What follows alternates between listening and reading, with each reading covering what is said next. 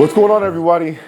You are tuned in to the Nat Fitness Method version of Notes with Nick. I'm really excited to talk to you today about something that I think we as a society, but really we as a people who are really high intentional, really high performers, really up. Now, this is about the inner circle. What do I mean in the most blatant, simplest form of talking about the inner circle? Essentially, this is a group of people devoted to seeing you win in all your lives. Essentially, like hashtag squad, right? So this might be your friends at work. This might be your family. This might be not just a sibling, but actually like a spouse. But really, these are the people who actually understand you, right? And so at some point in time, you've made it known that you have some sort of desire to really focus on some kind of endeavor and you're working in pursuit. Why are these people different from a peers, friends, or even from a mentor?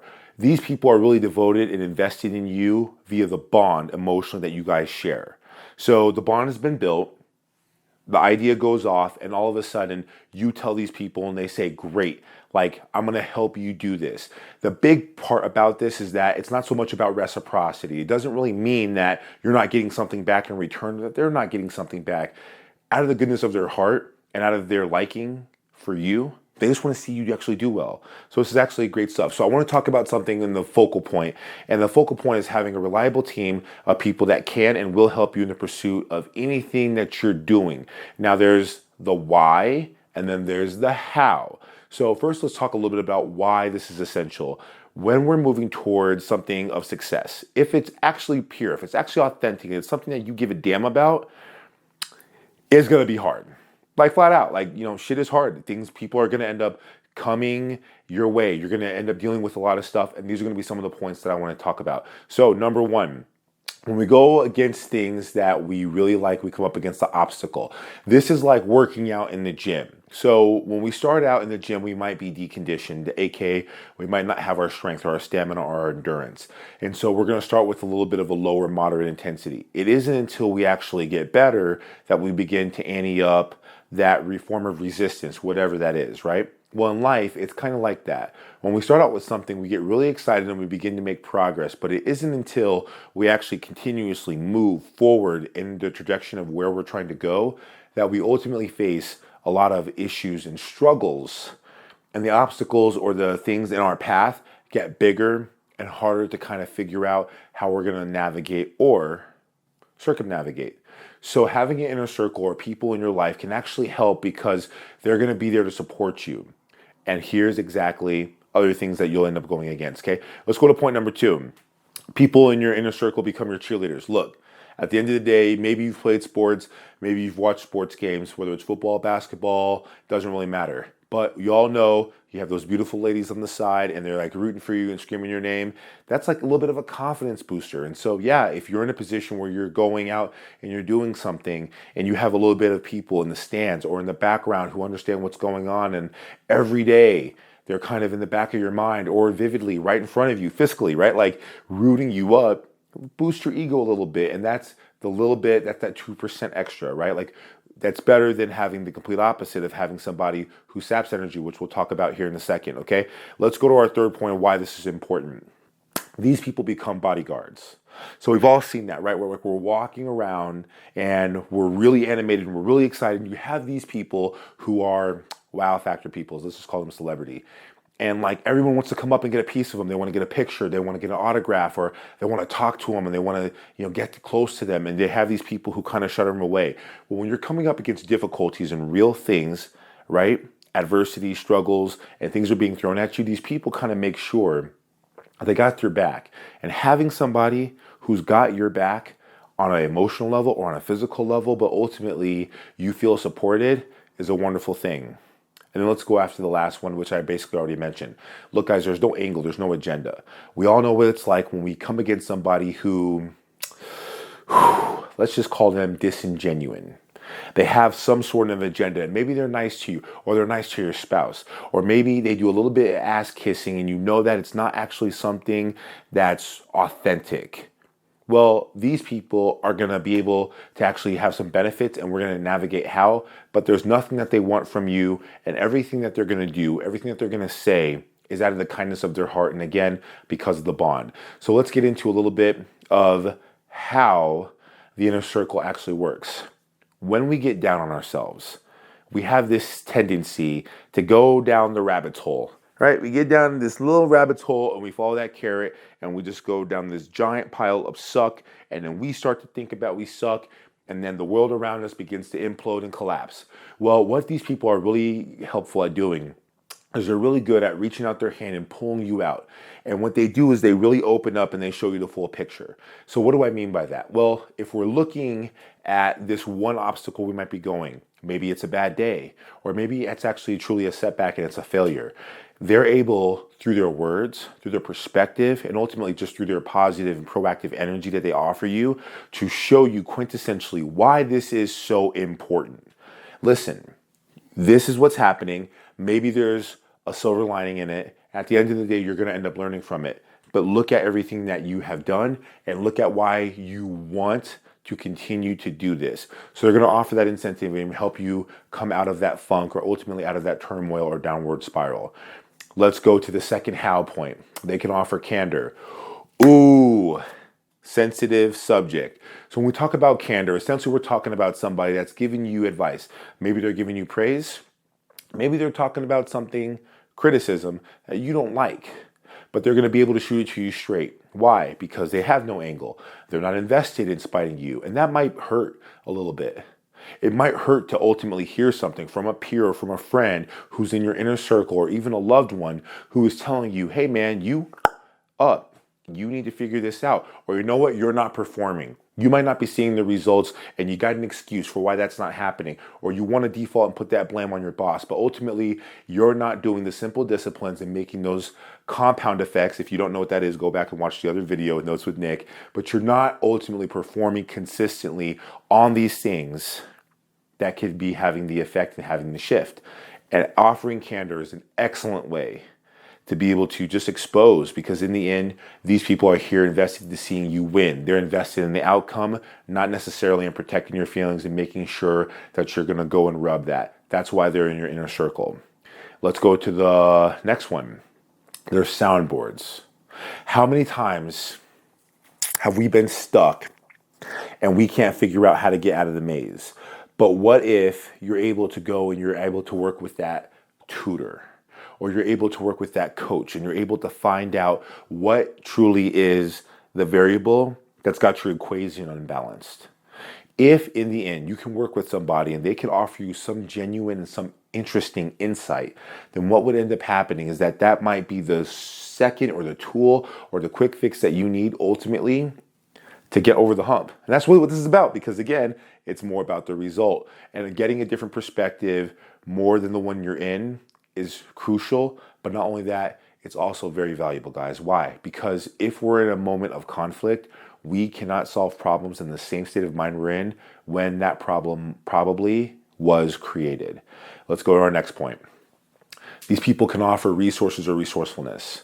So let's just say you have something really exciting that you really love and you're really animated about happening or bringing full speed, and it's going to cost money that you don't have. Let's take the same situation, and it might be in a position where you're having to balance these things, which are priorities, and there's no way to make both of them happen at the same time. Well, having people in your inner circle, again, is really about the bond. These people are people that you trust. They're invested in seeing you win. So if they see you struggle, whether they have some form of resources monetarily or they know someone who might be invested in helping, their word might hold value.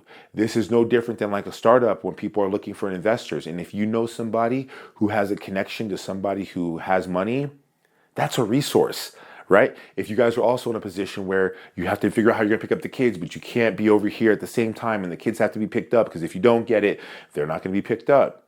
Well, these people might be kind enough to go out and take care of your kids for a couple hours while you go out and get shit done. So that's really the power of the inner circle. And I want to talk about the last point and ultimately how these people become effective. They're able to extend their networks. What I mean by that is that you think about yourself and really the value that you bring. And you know people, you know things, right? Whether it's people that you've worked with in the past or intuition or insights, ultimately resources, whatever that is. We call that a unity of a network. And that unity in that network is so extensive and might be really valuable. So let's say you come across somebody and you have no parallel interest except for the fact that you're a good person, they're a good person, and you guys know mutual people. But something that they're directly intrigued and interested and invested in has to do with your industry. Or again, guys, this is the coronavirus time. A lot of people were out of a job. Let's say you have no interest in IT, nor do you have a skill set, but your best friend who lost his job does. You being able to ultimately pair that person is offering your network. And that is not only a valuable resource, but that is the power of networks. And that's why it's important that you put good people in your inner circle, because having an inner circle and having these genuine and authentic and good people are going to be able to hold value because of their word. So we've identified really what is the purpose of an inner circle, why it's important to you, and ultimately how your inner circle becomes effective. I think the important thing now is figuring out, well, how do I go out and get me some inner circle? Glad you asked. So if we're thinking about what are the different types of people, I think the first question you want to ask is not just who you have a close relationship with, because there should be some form of a criteria. We don't always want everyone in our inner circle because ultimately not everybody could be of help.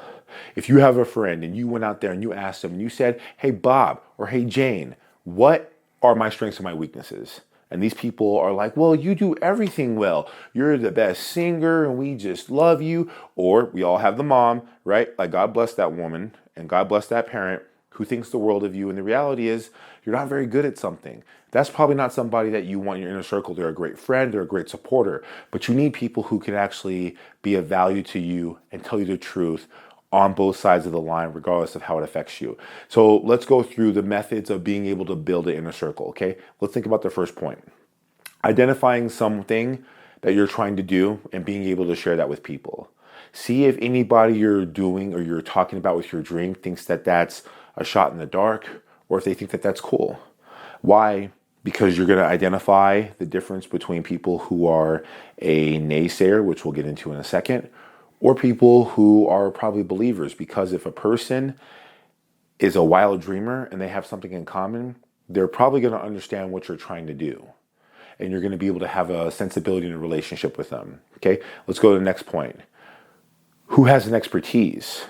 Maybe the person in your inner circle is that coach, or they are somebody who's going to be a mentor because the very things or the path that you're walking, they have experience in. Hey man, I know you're trying to drop 20 pounds. I've lost 40. Do you think I can help me? I own a gym and I also have a nutrition and personal training business. So when I work with my clients, they might not be interested in the same things I'm in, whether that's fitness modeling or that's bodybuilding or performance training. And that's okay. But if they're interested in figuring out how to get weight off and ultimately feel a better and stronger and more capable version of themselves, do you think I know how to make that happen? Good question. Yes, I do. Let's go to the next point. Do you trust this person? I think this is such a valuable point because in the end, we spend so much time focusing on a contact, right? Oh my gosh, this person knows everybody. Or wow, this person has this many followers on Instagram. I'm going to network with them. What good is a relationship if you don't have trust? In the end, you're going to have to be vulnerable, not weak and exposing yourself, but ultimately you're going to have to be vulnerable. When you're having your good days, when you're having your bad days, and when ultimately you're reaching some element of success and you're sitting people at your table, you want to make sure that these people have a similar set of values. And even if they have different values, they voted for one president, you voted for the other. In their heart, are these people good? Do they have a sensibility? And do they understand holistically what it means to be genuine and authentic? Because if they don't, you're going to end up having a problem much later in life. What kind of skills does this person have? You are going to be talking about an inner circle, which is going to be comprised of different people. And that's a good thing because not everybody, if you're quote unquote, let's just say an artist, needs to be an artist. Not everybody needs to be capable of singing. Obviously, there's a reason why an artist has a manager or a publicist, because those people are really good at making business decisions or helping people understand how to read between the lines. Or ultimately, if you're going to be in the public eye, Here's a kind of form of psychology and how it works with people. And if we need to give you the correct persona, we need to make sure that you're saying the right things and doing certain things that are aligned with the kind of image and the kind of message that you're trying to project. So making sure that you identify, is this person really good in my inner circle because they understand this perspective from a business standpoint? That's going to be important. As the same as this person over here who might not have any business sense, but they have an extreme high level of emotional rapport. And they can sit there and tell you, we're not seeing the simple disciplines and the actions and the characteristics that make what you're going after worthwhile. And that's important. So think about the versatility and the difference of the kind of people that you actually want to attract into your inner circle. What is another method? Do you have something and a strategy and how these people can hold you accountable? Ooh. If you're out here trying to do something and you're saying, hey, I want you to be in my inner circle and I want you to be, my person, my guy, my gal, squad, and you got your special handshake and you're throwing it up. Well, what happens if we're not seeing the kind of success? Ultimately, we need to be able to go back to the drawing board. Have you offered some form or some metric that can actually help these people hold you accountable and go down the checklist? Because if you're moving without very direct intent, then arbitrarily you're just moving through the wind, and that might work out, but you have to be able to look on some form of a continuum to be able to see where direction you're going. Ultimately, are you making fast enough progress? And do you have the different incremental methods of how you're going to work with that? I'll give you another example. If somebody comes and they hire me and they have a goal of being able to focus on weight loss, we can track from the moment they start what their body fat percent is, because we don't use BMI. We also can track what their actual weight in pounds in totality, their pounds of lean muscle tissue, and their pounds of fattier tissue, as well as different sites on their body. So we're not leaving anything up to random because, yes, the metric of how they feel day to day is going to matter. We're going to go over that. That's a separate metric. Also, ultimately, how is their performance? How are they doing in the gym? Again, what is the psychology of the food that they're eating? Are they getting in excellent nutrients? And is that changing their emotional and mental states as well as their performance, as well as the relationships around them? But if we come back to the drawing board and we're looking at statistical data and we can't see change, that's going to be a method and a way of being able to hold these people accountable. And you're going to want the same thing with your inner circle. Okay, wrapping up here. Can you identify a timeline? What sort of timeline can you offer to your inner circle so that they can offer some sense of accountability and ultimately just be pulled in further to what it is you're actually doing? Look, guys, coaches count. Some people, and the reason I bring that up is because it's like, well, I don't know if I want to, talk about my coach because I pay that person. Yeah, you pay that person to do their job because they're good at it. So if you're going to go out there and you're going to hire me, or if you're going to go out there and you're going to go get a vocal coach, or you're going to get a business coach, or you're going to get a therapist, and these are people that you're paying ultimately to help you try to work towards some sort of a goal, they totally count in your inner circle because they're going to fit the criteria pretty much down the board. If you do have methods of accountability, or they have a method of accountability, if they're in a position where they can offer candor, obviously that's what you're paying them for. And then more importantly, if there's a bond and if there's trust. Do you have people who can think outside the box? When we talk about thinking outside the box, we ultimately go back and forth because you might get people who have similar interests, and that's okay. But that's why you want to bring people who have different elements and different perspectives. This person, again, has the skill in business. This person has the skill in emotional rapport. Having these different perspectives are going to be great because you're going to be able to get different ideas that are different and very non-traditional from the way that you think. Again, we're not sentimental about how things happen necessarily within a ethics standpoint, but we're sentimental about the result. So if somebody has a better idea than you, then at the end of the day, it really doesn't matter. You need to be able to run with that. You need to be able to make sure that that could be something that can be measured. And is it going to help you be able to get closer to whatever it is you're trying to go from there? And the last thing is going to be peer recommendation. So if you're talking to one person And let's say that that person is your go-to friend and they're just your biggest cheerleader and everything that you do is great and life is just great and they always got a smile on their face and they're always down to hang out and do wonderful things. That's a good resource to have. Maybe they're going to be in your inner circle depending on what you're doing, and maybe they're not. But if you have trust and respect with this person, can you offer and explain to these people exactly what you're trying to do and if they know anybody who might be help? Again, reaching out to the networks. But using your peer recommendation can make a huge difference ultimately in your ability to reach out and be resourceful with people that you normally would not know or might not be in your arm's reach. Remember, almost everyone in the world varies in their ability to be touched by 6 degrees or less of separation. Think about it. So, you're going to go out and you're going to build your inner circle. Some of you might already have an inner circle, but after listening to this video, you might realize you've done it wrong and you need to go down there and deconstruct it and build it all over. Some of you are going to go out there and start with the inner circle, and this is a great way to start. Some of you might be out there thriving already, and you might have gotten some validation points, and you're going to go make some adjustments. Regardless of what you're doing, make sure that you guys are definitely incorporating some element of mindfulness in your inner circle with the people, because this is going to help you build relationships. It can change the huge amount of energy that you're putting into this, and they can also help you become incredibly successful. When we're going out there and we're trying to live a life that's actually worth living, we're trying to do something incredible, whether that's with our bodies, whether that's with our resources, our mind, whether that's with our business and our careers, or ultimately it's with another dream. Having people that you trust and respect who have a skill set that you don't can get you that much closer. I highly recommend. Thank you guys so much for coming and connecting with me. And thank you so much for listening to this video.